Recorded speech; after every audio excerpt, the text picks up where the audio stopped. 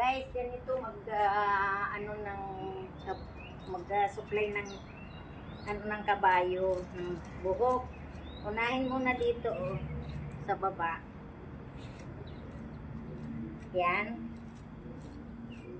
Unahin sa baba.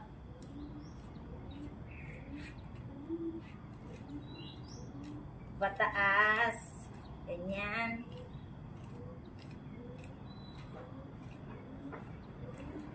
Ganon. Para pag inumpisahan mo sa taas. Hindi kasi pwedeng umpisahan mo sa taas kasi magbuhol-buhol po sila eh.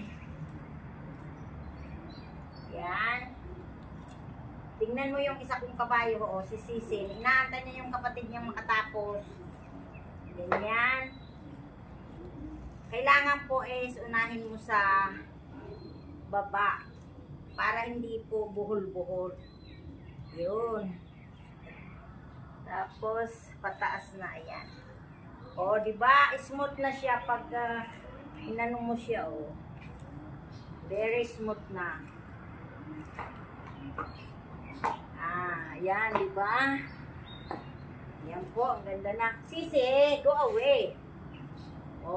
Very smooth na siya pag sinuklay mo mula sa taas, pababa. Smooth na siya, hindi na bubuhol-buhol yung buhok. Ayan. Ganda na. Ganyan po ang pagsuklay ng buhok ng kabayo sa tail nila. Yan po. Ang ganda, di ba? Yan.